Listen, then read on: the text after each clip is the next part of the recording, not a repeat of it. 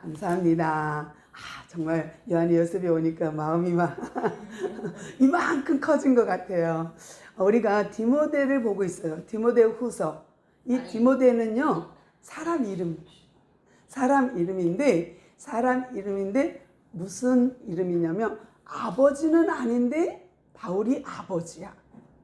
영적 아버지로 모시고 있고 아들처럼 나이 차이가 꽤 많이 나는 이 아버지격 같은 사람 바울과 아주 어린 디모데가 협력해서 복음을 전하는 거예요. 기가 막히지 않아요? 아니 어떻게 아버지 같은 사람하고 아들 같은 사람하고 팀이 돼갖고 복음을 전할까? 이것이 성경이니까 가능합니다.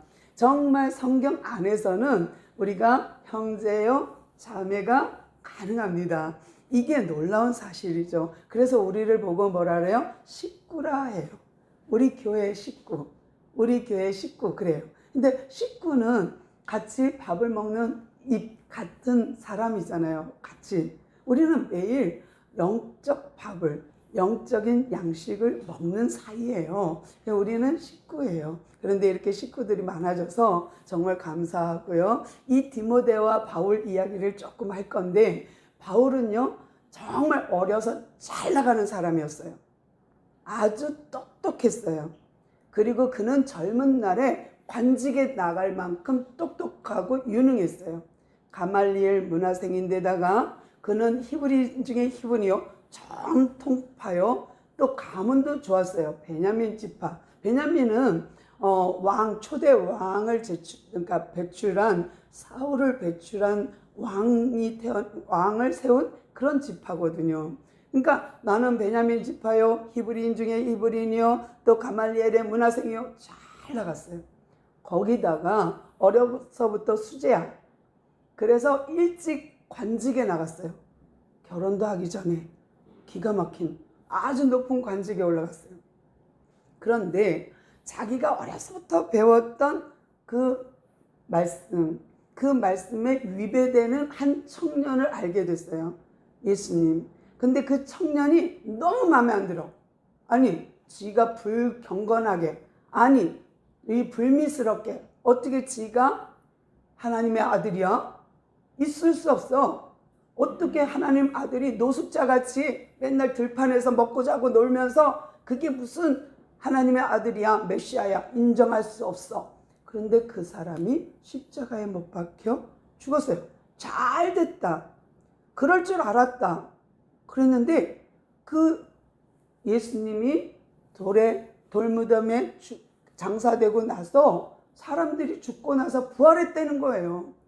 이럴 수는 없지. 죽은 사람이 어떻게 부활해? 하고서는 바울은 그때부터 사명감을 가지고 예수를 믿는 사람들을 잡아서 감옥에 넣기도 하고 때려갖고 부인하게 했어요. 나 이제 예수 안 믿어 말하면 살려줄게. 그래서 부인하게도 하고, 또 예수를 믿는 사람들을 잡아다가 너 감옥에 들어가 해갖고 넣기도 하고, 사도행전 7장에 보니까 스데반은요 죽기까지 했어요.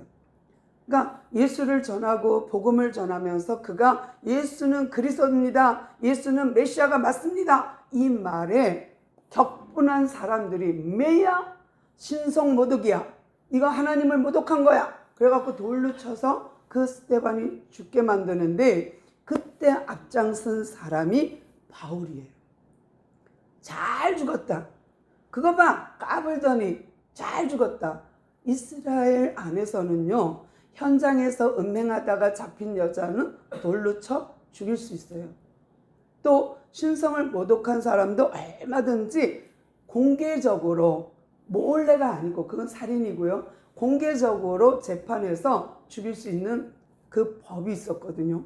그러니까 스데반이 죽는 거 보고 바울은 잘 됐다, 내 그럴 줄 알았다. 그 까불더니 잘 됐다.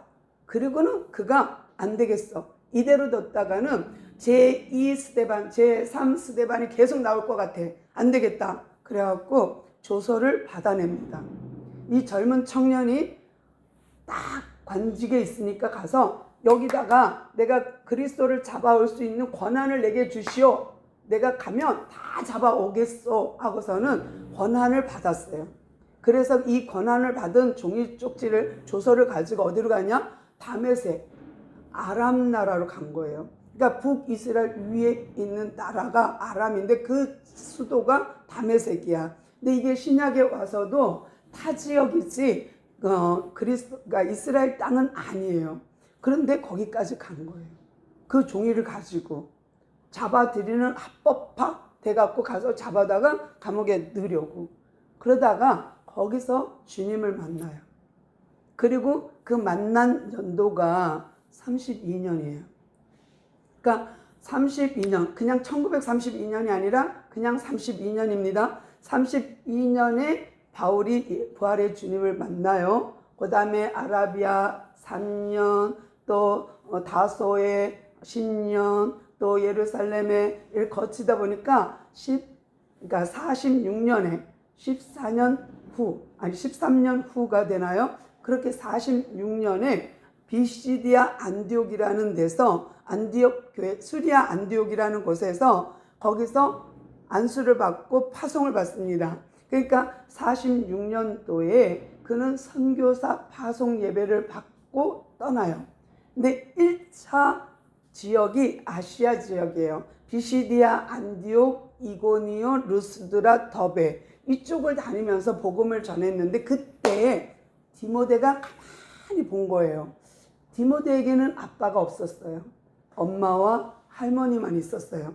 아빠는 헬라인이고 일찍 돌아가셨고 엄마와 할머니는 유대인이라 디모데가 어려서부터 말씀 교육으로 잘 받고 자랐어요. 근데 어느 날 이 바울이라는 선생님이 와갖고 복음을 전하는 걸 들으니까 멋져. 저거 맞는 것 같아.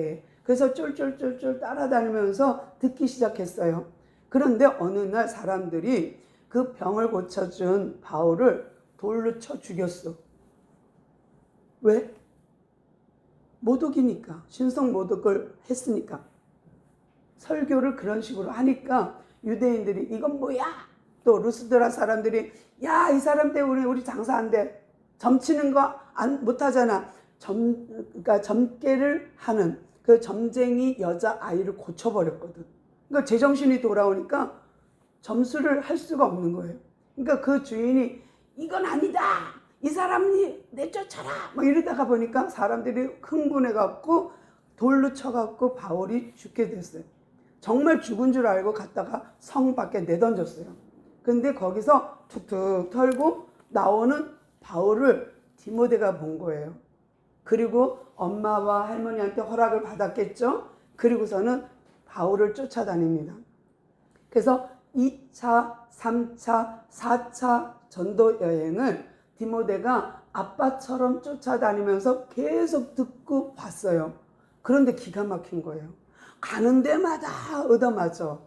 그것도 유대인한테, 동족한테. 그리고 40의 감암매를 한 번 감암매를 5번 맞아. 근데 엉덩이에 49대를 때리는 그 이유는 뭐냐면 40번 맞으면 누구나 다 죽어요. 근데 그 40번에 한 번 감암매 39대를 맞고도 이 사람이 사나? 이 사람이 신이 이 사람을 건져내나? 그걸 보기 위해 39대를 때려요. 그러니까 한 대를 부족하게 때려서 이 사람이 39대를 맞고도 사나? 라는 걸 본 거예요. 또 하나는 뭐예요? 왜 39대를 때려요? 혹이라도 때리다가 하나요, 둘이요 하다가 혹시라도 하나를 잘못해서 잘못 헤아려 갖고 오바되면 그러면 때린 사람에게 율법의 책임이 가거든요. 그러니까 그 하나라는 오점을 남기지 않으려고 39대를 때리기도 했어요. 근데 이렇게 1차, 2차, 3차 하면서 디모데와 동행을 한 건 2차지만 만남은 1차예요. 그래서 만나고 2차부터 디모데가 따라다니면서 보니까 맨날 얻어맞고 감옥에 가고 또 얻어맞고 쩔뚝거리고 그 고난을 다 봤어요.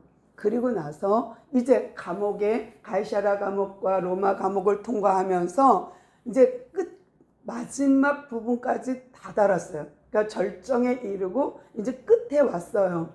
그런데 이제 이번에는 진짜 죽을 수밖에 없는 분위기가 되었어요. 왜냐하면 네로가 그 로마의 불난 거를 그리스도인에게 정죄시킨 거예요. 그러니까 덮어씌운 거예요. 그래서 다 잡아들여 했기 때문에 그때 로마 그 네로 황제의 명령 때문에 바울도 잡혀서 감옥에 갔고 베드로도 잡혀서 죽었어요. 네로 때문에 예수님의 제자들이 순교당하는 일이 생겼고 수많은 그리스도인들이 다 감옥에 갔어요. 그런데 이번 감옥은 죽을 것 같은 거예요. 바울이 느낀 거예요. 아하, 나 이제 여기서 못 나가겠다. 이 네로의 박해 때문에 나는 이제 살아나가기는 좀 힘들 것 같다. 그러면서 편지를 썼어요. 디모데, 내 아들아 하면서 편지를 썼어요. 그게 디모데 전서와 후서, 또 디도라는 친구가 있는데 그 사람에게도 편지를 썼어요. 그래서 디도서와 디모데 후서, 디모데 전서는 이 세 개 편지는 목회 서신이라고 그래요.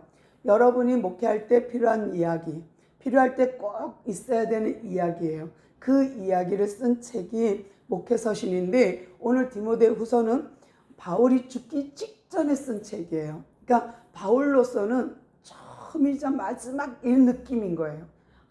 이거를 왜냐하면 2차, 3차, 4차 전도 여행을 같이 따라다닌 디모데는 볼 거 안 볼 거 다 본 사이야.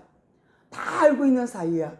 그런 아이한테, 그런 나이 어린 제자한테 편지를 쓴 게 디모데 후서예요. 이게 마지막 편지예요. 근데 그 편지에 보면은 1장에 뭐라고 되어 있냐면 너는 디모데야, 너는 복음과 함께 고난을 받으라.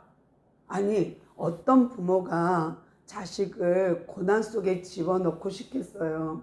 근데 이 바울은 자기가 아들아 해놓고는 너 복음을 전하면서 고난도 함께 받아 하고 명령하는 거예요. 그러니까 디모데는 다 봤어. 정말 다 봤어. 매도 맞는 것도 보고 감옥에 갇히는 것도 보고 아파서 쩔쩔 매는 것도 보고 또 눈이 안 좋아갖고 글도 못 써갖고 남한테 대피라는 것도 보고 다 봤던 디모데에게 너도 나처럼 고난 받아 하는 거예요. 그 디모데가 울 수밖에. 아니 그 고생을 나한테 하라고 엄청 마음이 힘들었을 거예요. 그런데 구구절절 뭐라고 말하냐면 고난 받아야 돼. 경건을 원하면 경건을 행하는 자에게는 자동 박해가 따른다.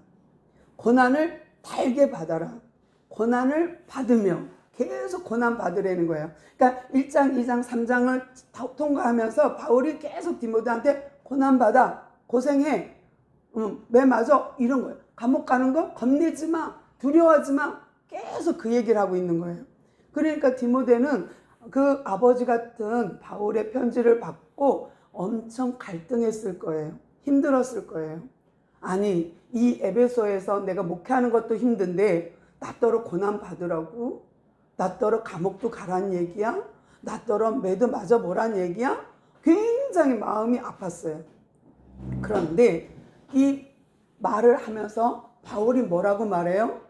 너 고난 달게 받아. 고난 내가 하는 거 봤지? 내가 이고니온과 더베와 루스드라에서 어떤 고난을 받았는지 너 봤지? 너 그렇게 고난 받아. 그러면 이 다음 하나님 나라에서 왕노릇 하게 될 거야. 그러면 우린 또 속으로 이렇게 아니 이 땅에서 잘 되면 좋지 뭐. 아니 이 땅에서 100억 그러니까 정말 백만장자 100억을 갖고 막 하는 게 좋지. 가난하게 살다가 천국 가는 게 좋을까? 부자로 있다가 지옥 가는 게 좋을까? 선택하라 그러면 갈등 오지 않겠어요? 부자로 살다가 지옥 가더라도 이 생이 좋아 이럴 사람도 있다니까. 근데 바울은 그렇게 말하지 않아요. 너 이 땅의 삶 포기. 너 이 땅에서 호화롭게 사는 거 포기. 고난 받아.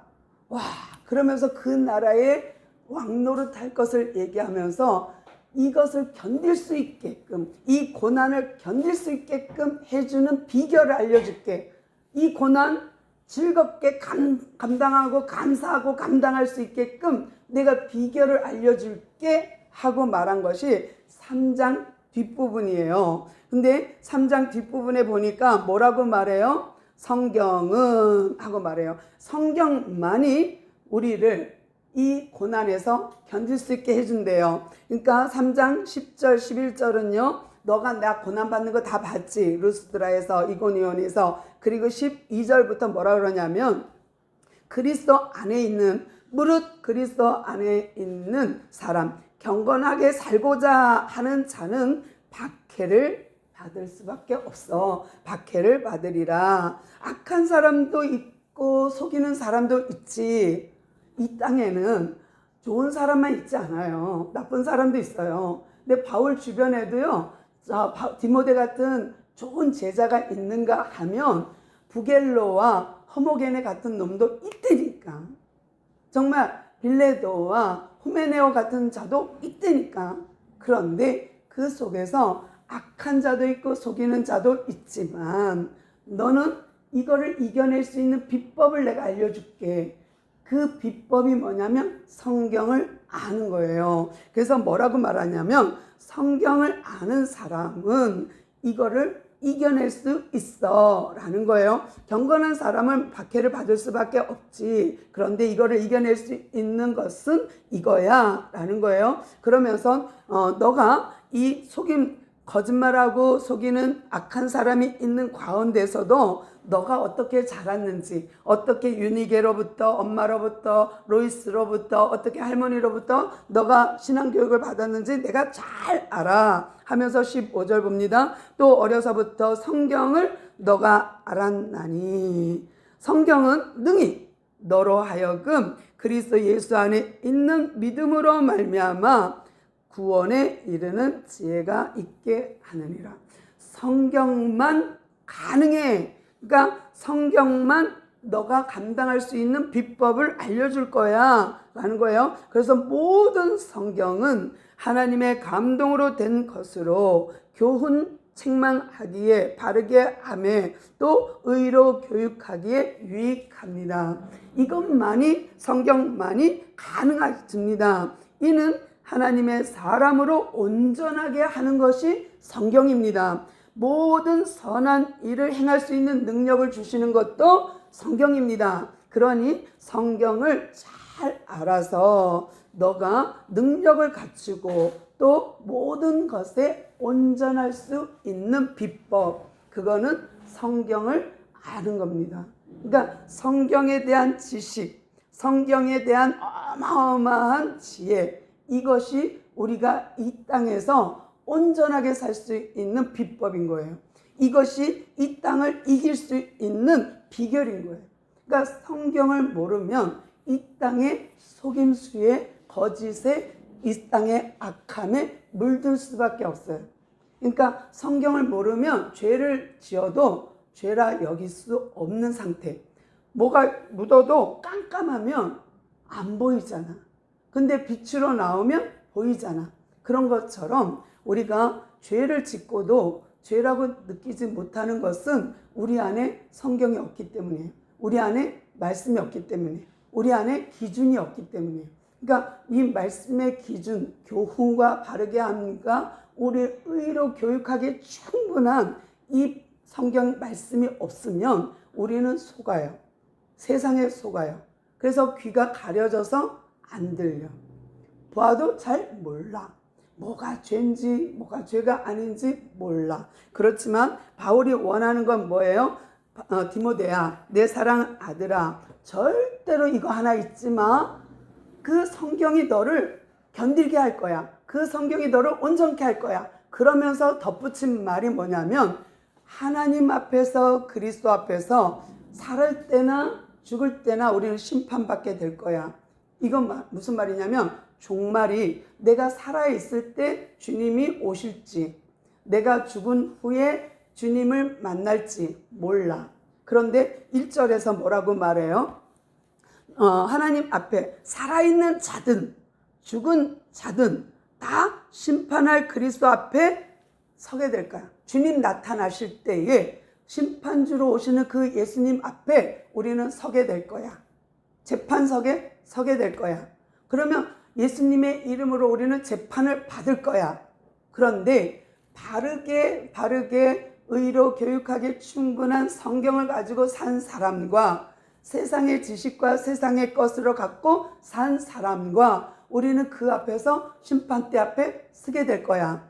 재판 앞에 서서 판결을 땅 받게 될 거야. 그러면서 무슨 말을 해요? 내가 이르노니 사람 속에는 악함이 있어. 안 들려, 몰라, 귀가 가려진 사람도 있고 또 진리에서 돌이킨 사람도 있어. 그러니까 세상에는 복과 저주를 놓고 내가 선택하는 거예요. 예수를 믿고 안 믿고 내가 선택하는 거예요. 근데 그 말을 지금 바울은 이렇게 표현하는 거예요. 심판대 앞에 설 때에 악한 자도 있고 속이는 자도 있고 착하게 산 사람도 있고 선한 일을 행한 자도 있어 라는 거예요. 그러니까 복과 저주가 동시에 있습니다. 그러면서 뭐라 그래요? 그러나 너는 5절입니다. 4장 5절 모든 일에 신중하게 고난을 받으며 계속 고난 받으려는 거예요. 근데 왜 이렇게 고난을 받으라 할까? 전도자의 일을 하며 내 직무를 다하라. 끊임없이 지금 죽기 전에 말하는 것이 고난 받아 아들한테 계속 힘들으라는 거예요. 내가 받았던 그 바울이 받았던 고난 너 다 알지? 다 봤지? 너도 그렇게 받으라는 거예요. 왜? 면류관이 기다리고 있으니까. 그러니까 바울은 뭐를 본 거예요? 이 땅을 본 게 아니라 그 땅을 본 거예요. 세상의 마지막 이제 끝날 때에 그걸 본 거예요. 그래서 나는 이제 전제와 같이 드려질 거야. 전제는요, 제사를 드리는 방법이에요.